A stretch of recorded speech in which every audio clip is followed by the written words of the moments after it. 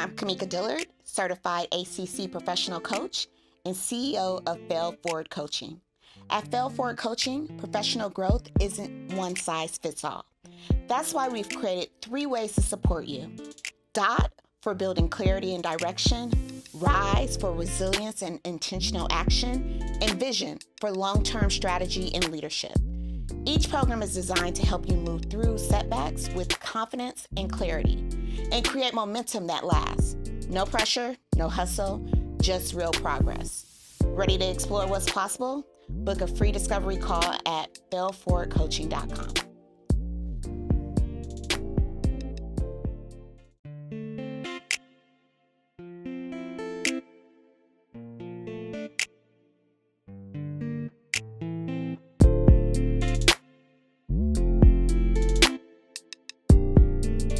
Welcome to the Black Women Will Save Black Women podcast, the podcast where we support, amplify, validate, and elevate Black women always. I'm your host, Kamika Dillard, and this is our sanctuary. This is more than a podcast, it's a movement, so let's get into it. All right, for this week's Fail Forward Files, let's talk about feedback. Feedback is a gift, but you have to filter it out. Since I've started my podcast, I've received a lot of feedback, a whole lot of feedback. And in fact, with me, I'm so type A. Remember, I'm still a recovering type A. I haven't gotten all the way from recovery. I take a lot of that feedback, not personally, but I try to make sure, is it something that I can actually correct, action on, et cetera, et cetera. But what is happening is that I'm receiving too many pieces of feedback from too many different sources who have too many different points of views. So what I always have to remember, and just in general, Black people are not a monolith. We're just not. Some things are going to resonate one way with someone else. Some things will resonate in a different way with somebody else. And, I recognize that I was really taking in all the feedback that people were giving to me out of love because, like I said, these are people who I trust. Feedback is a gift, et cetera, et cetera. And, I was trying to make these modifications along the way. And what happens when you're serving and trying to serve so many masters, you really get nothing done the way you want to get it done. So I had to really take a step back and remember that this is my vision. I'm still creating this in the way that I want it to look. It's not going to be perfect, which I'm a recovering perfectionist, y'all. So I have to remember to give myself a ton of grace through this process and not rely on outside validation when it's not necessarily needed. So take from this piece of failure for me is, think about feedback. Think about how you would like to receive it and interpret it. So you can receive the gift and, use the gift per se. Or you can say this is a beautiful gift and maybe pass it on to someone else. I know we've regifted some stuff. It was just Christmas and the holidays, so there was some regifting going on. Or you can just, take it for what it is and maybe put it away or throw it away or whatever it is. Some gifts just ain't some gifts from folks is just not going to be for everybody. And I'm slowly but surely learning that. And what I'm really learning in this whole entire process of being a creator, figuring out what is my juju, what's going to make it work, what's going to make me different, is that at the end of the day, I have to rely on my own uniqueness. So for those of us out there who are creating, who are trying to figure it out, remember your voice is your voice.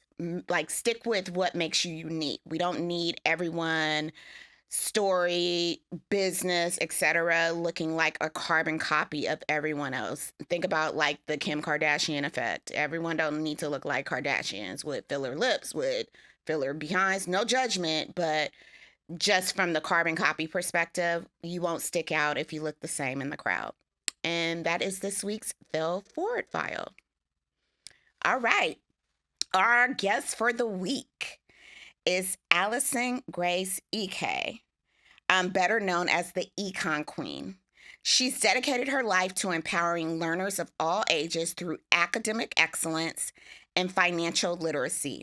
From creating K through 12 personal finance curriculum to coaching adults, Alyceson Grace brings her God-given gifts to help communities thrive and individuals succeed. Let's welcome to the sanctuary, Alyceson Grace.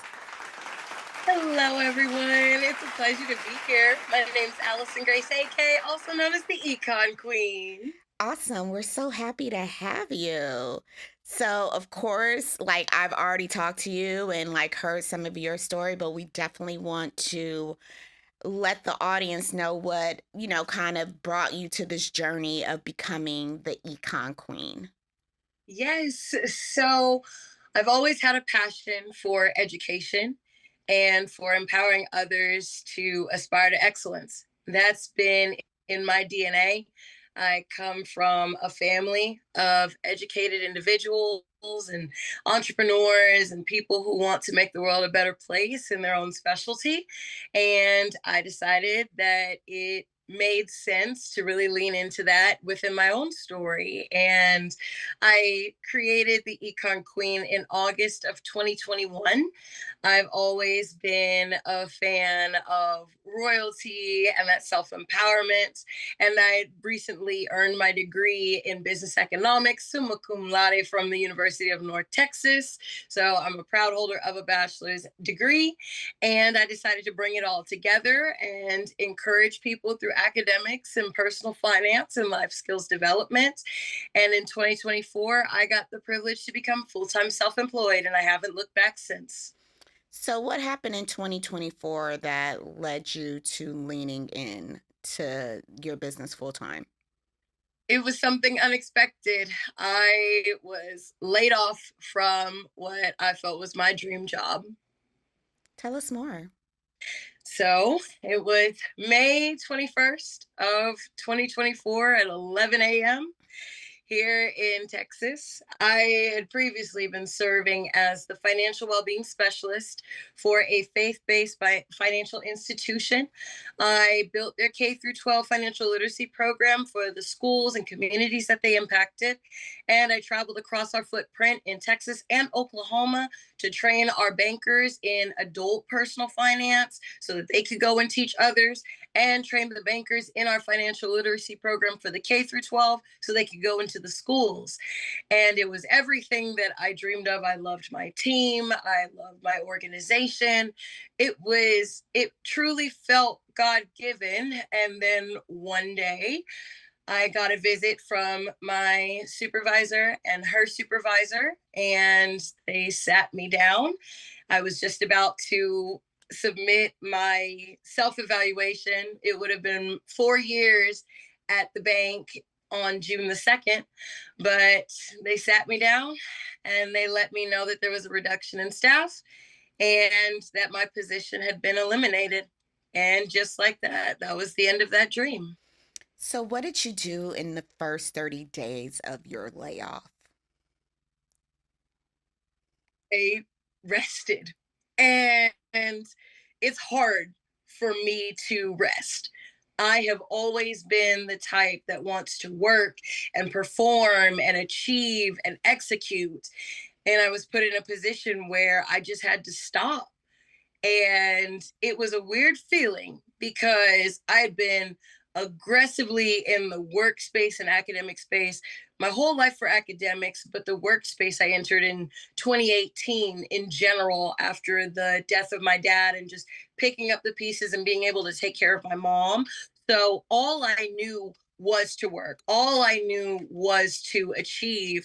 But when that opportunity was pulled out from under my feet, it was the first time that the world stopped for me. And I just decided I wanted to sit in that silence. And it was the best 30 days that I could imagine. I got deep into my faith. I started tithing more actively. I was doing a lot more personal Bible study. I built a lot of new friendships and relationships. I became heavily involved in my boxing gym, and I wasn't worried about my finances in that moment. And for those 30 days, I truly felt what it was like to live stress free. That's so interesting. So you weren't worried about finances. Did you receive a severance from your layoff, or what was kind of like did you have your 6 months of savings? Why weren't you worried about finances? Most of us, when we lose our jobs, are immediately worried. And I hear you're tithing more post layoff. Please share kind of like what was your financial situation?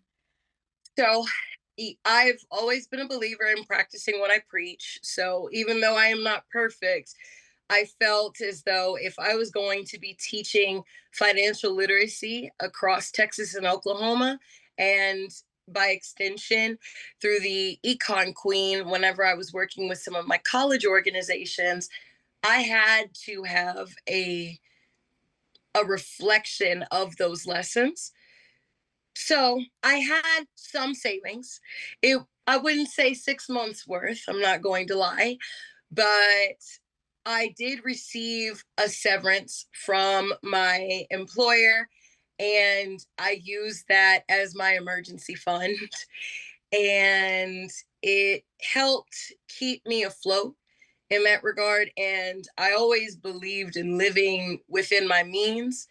Now, I knew that there were going to be challenges on the horizon because I had just found my first cat, Diana Marie.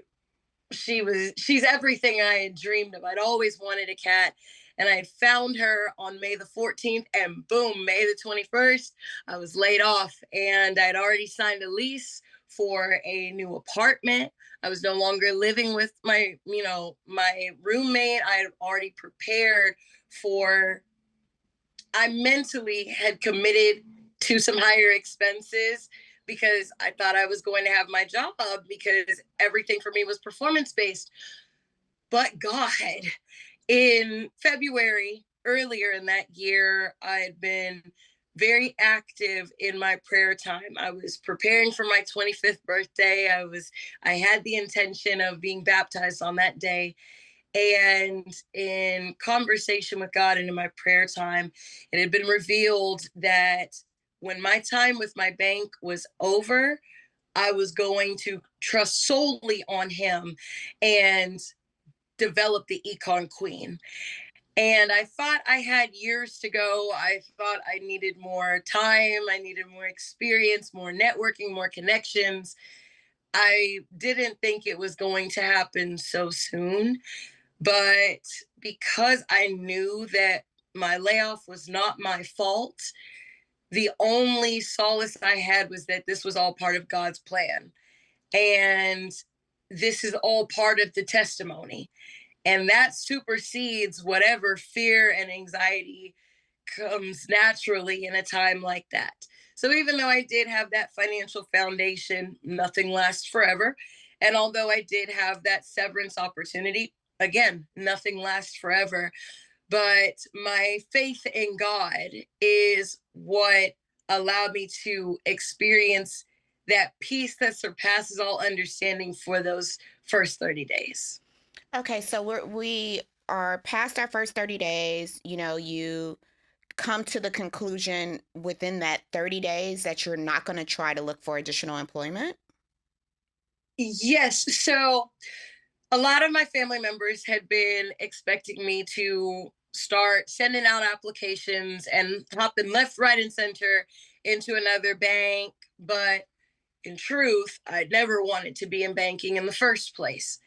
I worked for my bank at the time because of what they believe in and their purpose and values, and how that is honestly part of their competitive advantage about promoting faith, financial well-being, health and wellness, and personal growth. So it wasn't really about the working for a bank aspect. It was changing lives and making things better for other people. And I just did not have the confidence that I was going to see that in the banking industry. And I just value my time more than I value money. And I'd already made that promise to God. And I don't like to break my promises. I don't like to be a hypocrite, and I don't like to fail. So even though one of my aunts, I look up to her in so many different ways. She's an entrepreneur as well, but she's a dentist, and she has connections with another bank. And she was telling me that she could try to, help me get my foot in the door there. And I told her no. And I know the job market is not ideal, and there are high levels of layoffs that have disproportionately affected Black women. But I just firmly believe that God is greater than all of those things, and He's stronger than all of those things, and He can move mountains even when it seems like those things are not changing. And I just did not feel as though it was necessary for me to go back on a promise that I made to God. No, that's fair. But I'm also like, as a Christian too, that faith without works is dead. So, what work did you start to do in order to not only fulfill your promise to God, but make sure that you're not destitute in the process? So, you make the decision that you're not going back to corporate America. How did you shift and grow Econ Queen? So I started with the connections that I had. And that was mainly within the Denton, Texas and DFW Metroplex footprint by leaning into offering more tutoring services for my collegiate students and positioning myself, being active in my undergraduate career. I have relationships through my business fraternity, Alpha Kappa Psi, my sorority, Alpha Kappa Alpha Sorority Incorporated. I was a mascot for the university, and so I had connections with regards to student athletics. And I leaned into those opportunities first, and then found opportunities to do contract work for other organizations. So, still working on behalf of the Econ Queen, and the Econ Queen still providing those services, but tapping into previously established relationships to expedite the growth. So, would you say right now, Econ Queen, because we are now really in 2026, how was 2025 for you for Econ Queen? 2025 tested my faith. 2025 was difficult. I knew it was going to be difficult. Nonetheless, it was still a series of challenges. There were instances where the volume of clients did not match what I was hoping for.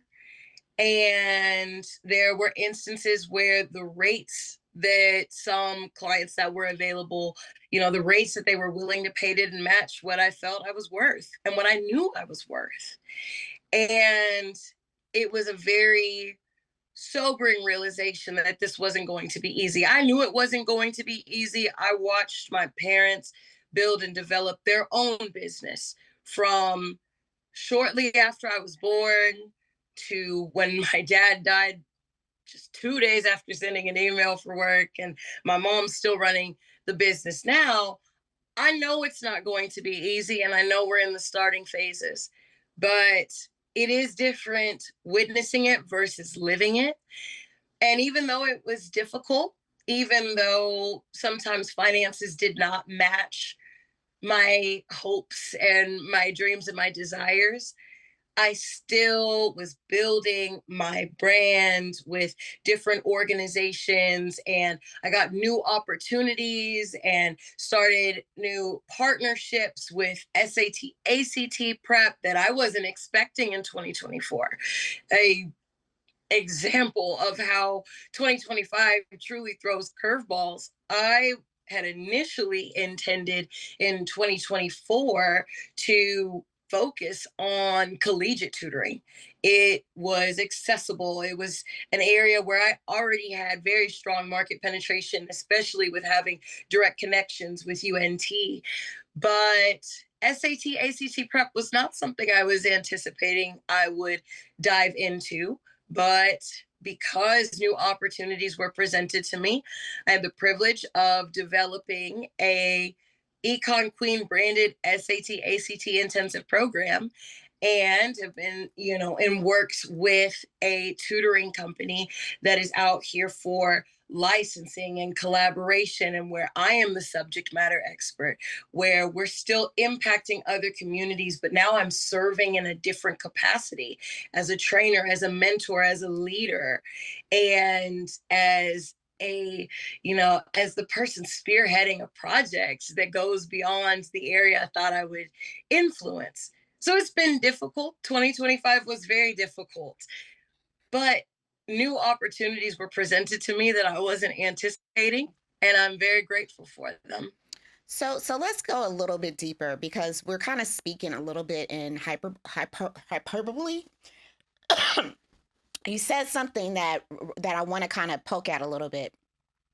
You said that your expectation for clients and your expectations for what they were paying for didn't match. What expectations did you have? You know, I had initially focused on reclaiming my old income in a sense, making the same amount. And I was really pursuing making the same type of money I was making previously. And it seems like a lofty dream. When you're starting a business out, it's not going to be the same pay as when you're working for an established organization. I was hoping to have the same 40 hours that were comfortable and getting paid more than I used to. In the past, it was at the time of my layoff, I was getting paid 27 and 30 and 42 cents an hour. And I was hoping for 50, 60. And it was because I knew that my track record as an educator had changed the trajectory of previous students' lives, that they had achieved high levels of excellence. And I was thinking that base level people, more people would see that vision. But there are some people that saw the vision, but did not have the money to match. And I understood that in starting my practice full time, only taking people that were willing to pay the minimum expectation at that point, it wasn't it wasn't feasible at that time, simply because there's still more room for growth, for greater brand awareness, for more intentional marketing. And I it's not that I overestimated my value. That's not the case. But I had new learning experiences and new opportunities for putting my name out there and identifying what market I truly wanted to lean into. So what adjustments did you make from the start of the year to the end of the year? I did more contract work as opposed to organic client intake. So, a majority of the clients that I worked with through 2025, they were through other organizations that the Econ Queen partnered with. At first, I was thinking that a lot of them would see the Econ Queen and we would have the consultation session. Boom, here's the price. Boom, here's the plan. Are you in or out? It's not as simple as that, but I thought that the organic growth would be more rapid than it actually was. Now, what I will say is, with regards to the organic growth, the clients that I did capture, they did pay my rates and above, and they do. My contract work was more and is more consistent, admittedly, but the amount that I'm paid is not the same. So the question was I really willing to swallow that pride and deal with the reality that to make ends meet, to not be destitute, like you said, I had to take that pay cut. Was that something I was willing to do? And the answer was yes.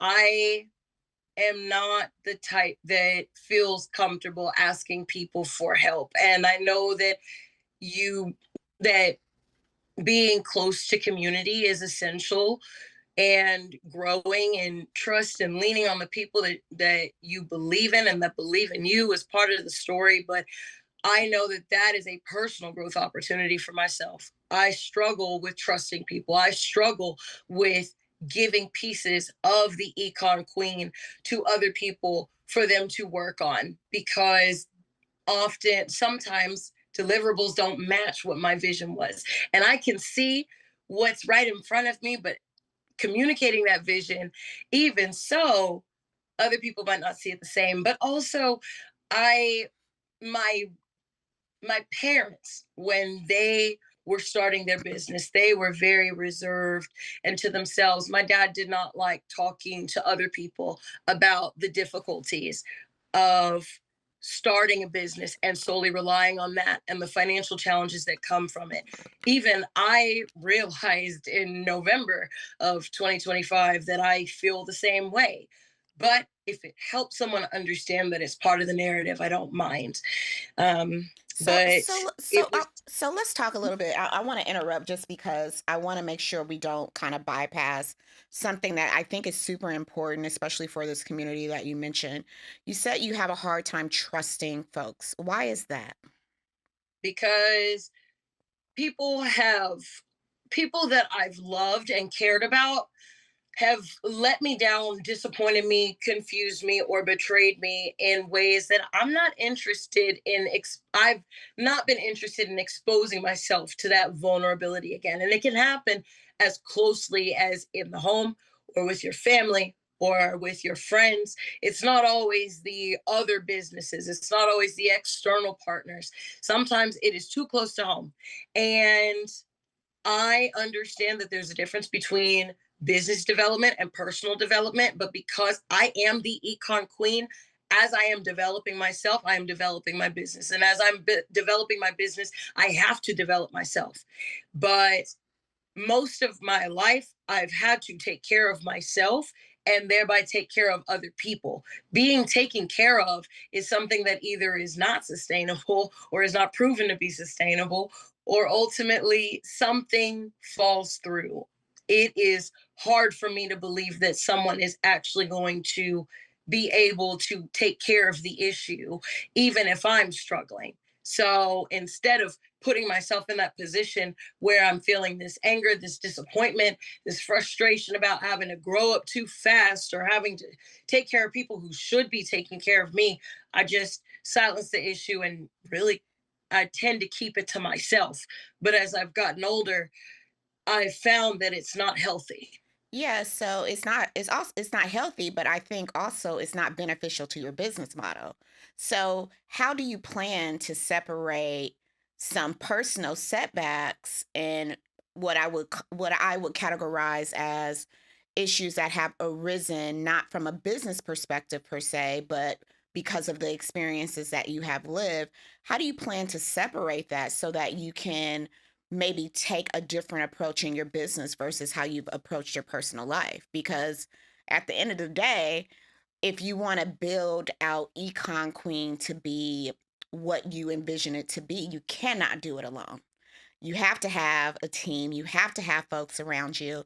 So I want to know what you're thinking through for your approach to, I guess, trusting others along the way for this business journey.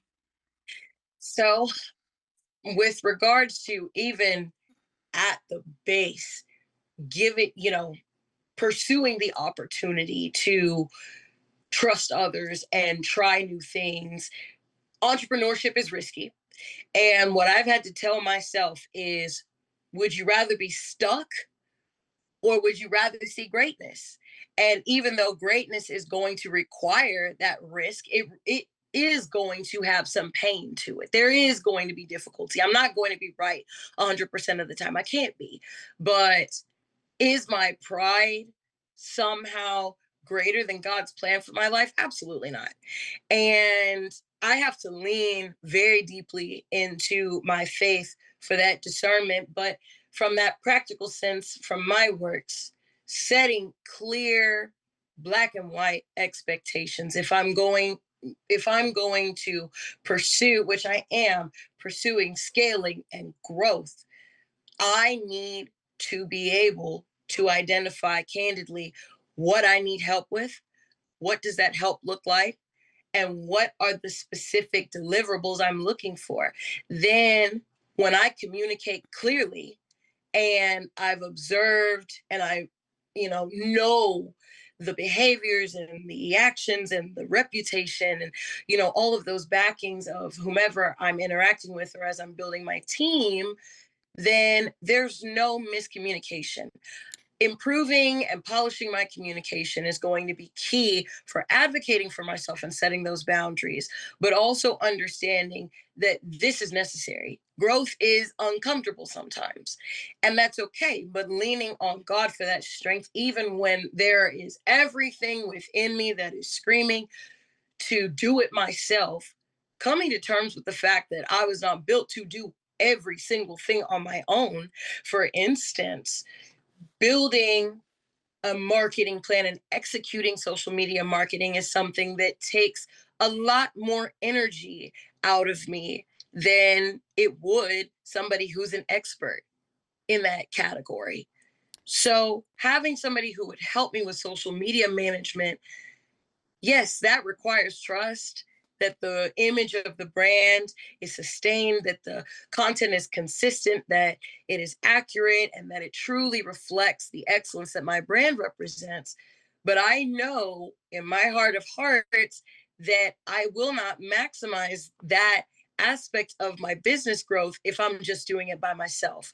It has been proven by my own actions, by my own words, and even by my own procrastination, if we're being 100% candid, that in this specific instance, social media marketing and social media development and expansion, that's not my strength. While I can empower and encourage and I can tutor and I can educate, that part of it where I know I can see exponential growth by trusting somebody else, I have to overcome that personal challenge and lean into my resources and lean into the opportunities that are available, even if it's a little bit uncomfortable. So, Allison Grace, you've said a lot and you've said a little. So I'm going to poke at you just a little bit more about this. So you said something that I think will resonate with a lot of business owners. You said something about things being either black or white, but business does not operate like that. We often operate in a gray area. So I guess my question to you would be, how are you discerning? And we talk a lot about building business, and you're early in your building a business, just based on your age. How are you making and discerning the boundaries that you set? Who's helping? Who's guiding you? You talk about your faith a lot. And listen, I lean on God too, but I also know that God has put people in my life to assist me in places that I am not an expert at. So have you done a self-assessment really from a business perspective to think about a pathway forward for you to be successful in 2026? Yes. And you mentioned about how God does put people in your path that can support you and guide you in those areas where you're not strong. And one of the greatest examples I can think of is my aunt Marie. She has been in business for over 40 years as a dentist. She owns her own practice. And some of those challenges that I have with very specific details, for instance, with financial documentation, that was something that I was not always the best with. I can help people with their budgeting, but nickeling and diming every single thing for myself and crafting those projections, that's something that takes more work and takes more practice. But I look to her in those conversations about how to keep things organized. Same with my mom as a business owner. She's a business owner as well, and she was always over operations when it was her and my dad. And that was an example of a business where it couldn't have just been my dad alone, because similar to me, we enjoyed that front facing conversation, talking about services and talking about, the value that it brings. But some of that back end administrative work, that took a lot more insight from other people. And I really give credit to my aunt and my mom's friends who have all been in these different corporate spaces about learning the significance of those things. And with regards to my own self analysis, I am aware that while my strength is that communication, that presentation, that empowerment, that finding and communicating the value of what I bring to a person, my weakness can be those back end administrative things. They can get overwhelming. And while I can be aware that certain things are important, I know that my execution can be iffy. And having an accountability partner, such as my aunt, such as my mom, and hopefully having, more people or somebody else, again, that I trust to have good intentions and good execution, that will help. And Have you 20, considered hiring a business coach? I've considered it, yes. And what was the conclusion you came to?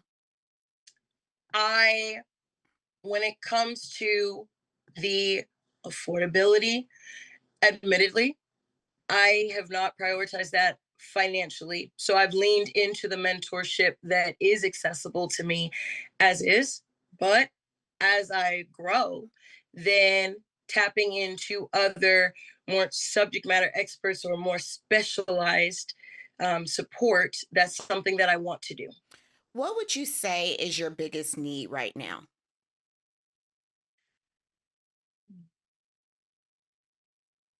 My biggest need. If you had a goal and your goal was for 2026 to make, I don't know, let's just throw a number out there. I'm going to put a very round number out there, $200,000. What do you think you need to do, or what do you think you need in terms of resources in order to meet that goal? First, I would need to have a structured and detailed game plan that includes objectives and action items that are going to lead towards that financial goal. So having not only an accountability partner, but somebody that I can brainstorm and organize my thoughts with. Well, you That keep saying accountability partner. What's the deal with the accountability partner? so if there are campaigns or deadlines that I set but are not forward facing or external, sometimes I prioritize other things first. I too find myself prioritizing providing my services and doing that direct customer facing action before some of the back end administrative work, like, for instance, facilitating or structuring and facilitating a marketing campaign in the timeline that I had initially envisioned. I find that I am most efficient whenever I am serving someone outwardly, but whenever there is that delayed gratification or those delayed benefits, I do find that the deadlines can be pushed. Not often, not a lot, not too far, but I'm not meeting my own expectation in that regard. And I know that I am strongest whenever I check in with somebody, when they know what my goals are, and we can have that conversations. For me, having that accountability partner, and I say that again because just having that and having that conversation, it does inspire me to hold myself to the deadlines that I set in the first place, even if they're not customer facing, even if they're not immediate financial gratification. So, is it an accountability partner you need, or do you need an executive assistant? Because the way that you just described what you really need to me is someone who is going to remind you of what you need to do. Accountability partners are partners that help you along the way in terms of you guys either have similar type goals. So, you're partnering together to ensure that you guys are both able to facilitate the completion of your goals together. What you described more so sounds like the need for maybe some back end help to ensure that things aren't lost in the sauce. That would help greatly. Okay, so we've knocked off one thing. What else would you need in order to meet this $200,000 goal? Mhm.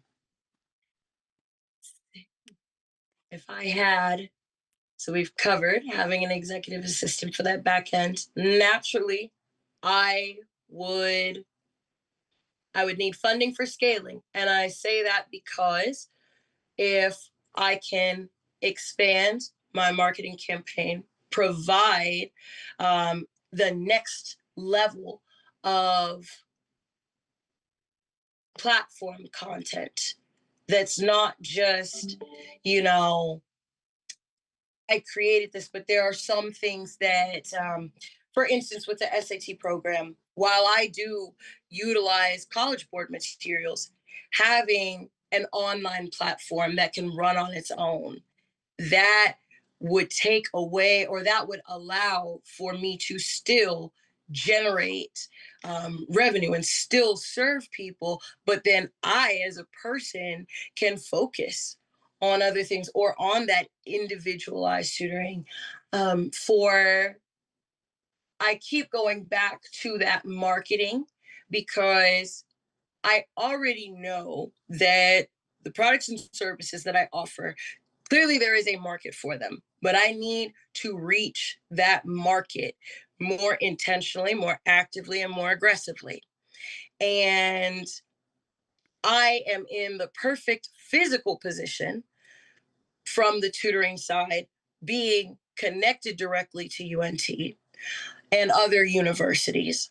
And then from the SAT ACT side, being able to build the next level of tutoring that can be competitive to against larger organizations that specialize in that, being able to match that manpower, not just the items, but a team would be necessary too.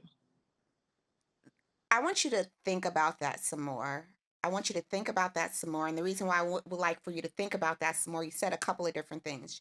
You said you needed marketing or you needed resources to help, go out and market. But I feel that the products that you might be marketing, you're serving two different masters essentially. I have my own test prep business, so, and I've had it for what, 13 years now at this point. I have that very separate from fail forward coaching. I have that very separate from Black Women Will Save Black Women. So when you think about like that $200,000 number that I keep throwing out, is are you do you feel that you can do that around financial literacy alone, or are you trying to do it around financial literacy in the test prep? I I do keep my services separate, but what if I'm understanding correctly, you have multiple entities, and currently all of my services and products are underneath the ECON Queen specifically. So then it may be that what we're looking at is almost that restructuring so that there are clear separations between the lines of businesses, because I do financial coaching and financial literacy workshops. I do SAT ACT test prep. I do high school tutoring for subjects and collegiate tutoring for subjects. These are all different things and they all have different markets. And I'm trying to make sure that I'm understanding where you're getting at in this regard, but I don't I don't while there are some general principles that may mix in, they are all separate. But as I'm working with my SAT ACT students or my high school subject students, then that builds that relationship and that proof of success so that when they go to college, that relationship continues. Of course, of course. And the reason why I'm poking a little bit at you, Allison Grace, and this is beneficial because I think what happens with a lot of entrepreneurs, especially you being so early in your entrepreneur journey, even though you've had your business for a few years, for you to be heavily reliant on this as now your sole income. I don't think, and I've been guilty of this. I think sometimes we do too much, and where I want you to kind of think about, and you don't have to think about it with us today, but I know that the audience is like, has she thought about X, Y, and Z? Is she doing this, and et cetera, et cetera? I really want you to think about, what do you want to do and how do you want to do it, like for 2026? You know, are you going to dwell in like your econ financial services, because that's a different way to market versus marketing your SAT, ACT, etc. So when I'm asking this $200,000 question, and your approach is, hey, I need resources, I need marketing, we got to be really like succinct in, what are we needing these things for? And it's Mhm. something to think about. And like, you don't may not have the answers today, you know. I'm just trying to give you something to kind of noodle on as you think about a path forward, because I want you to be successful. I want you to come a year from now and say, girl, yes, I thought about all these things. Your journey itself is going to resonate with a lot of people because you're making this leap and you're deciding that, hey, I'm going to do this. But like many Black women, you don't want to ask for help. It is something that's challenging for you because in your personal life, you've had some experiences that have not been agreeable for you asking for help, depending on folks, etc. I think it's super important for us to think about how we can lend business development and thinking through our structure for business to help on that personal side as well. Make And sense? that absolutely makes sense. And I will say that, I know that in a year, we reconvene or we meet along the way. There are some things will, I'll, to be candid, be more open about.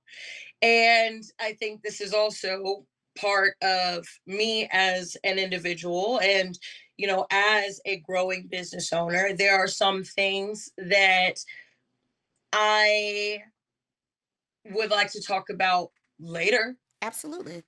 not right now. And that can lead itself to some more broad responses on my part. But the same thing, but I want to say that I'm always receptive to new ideas and feedback and understanding what has worked because it is new. And also the entrepreneurial journeys that I've seen in my family and in my background, the creator, in frankly most if not all of the cases, did hold on until it was the end. And the Econ Queen has the potential to survive. And it has the potential to survive past my lifetime as well. And I know that if I want to see that happen, or if I want to see to it that it's going to happen, there are going to be different experiences in my journey in entrepreneurship that the people in my family didn't experience. Oh, absolutely. And it's exciting how much opportunity is out there. But I also know that I am guilty of wanting to be everywhere, doing everything all at once, not just the financial literacy, not just the test prep, not just the subject tutoring, not just the high school and collegiate. There there are there have been more ideas and more thoughts that have Of crossed course. my mind over ever since 2021. And anytime I interact with people, anytime I engage with them, I always tie it back to, where's the opportunity in this? What's next? What can I do with this? How could I grow my business, or how could I grow myself and thereby, mature that way? And I I'm excited about those things, but I definitely see where you're coming from. And I know that in a year there will be more details and there will be more stories that I share more candidly. And while right now I'm more on the reserved side, I do hope that my desire for success is clear to you and to everyone else that's joined us today. And with that desire for success comes the acknowledgement that I can't do it alone. It can't just be the echo chamber that is Alyceson Grace Eke's head. That's going to take other people and their successes and their stories. And since we are all a mosaic of all of the people that have come before us and that are with us, and we are a dot in that mural for someone else, I am excited to hear what people have to say. And I appreciate the questions that you pose for me. And I'm excited to be pushed to that next level in whatever form that takes. I love that you're excited. Tell the people where they can find you. Yes, you can find my website, www.econqueen.com. I have an Instagram, econ_queen, Facebook, the same tag, and you can connect with me on LinkedIn. My name is Alyceson Grace Eke. It is spelled Alyceson hyphen Grace, Grace. My last name is spelled Eke, and it's pronounced AK. And we will have all that on the screen and in the bio or the episode information for the podcast. So thank you, Alyceson Grace. You've been wonderful. I really appreciate our conversation today. I think it's going to help a lot of people as they think through their entrepreneurial journeys. Thank you so much for having me. I really appreciate it more than you know. Awesome. All right, y'all. So for this week's save strategy, we are going to focus on the S for support.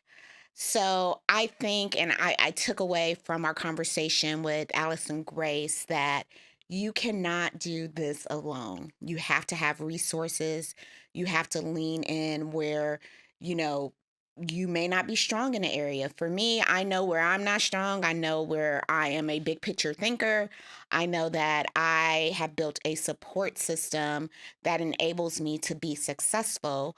And I didn't do that overnight. So when you think about support, y'all, support requires a level of vulnerability.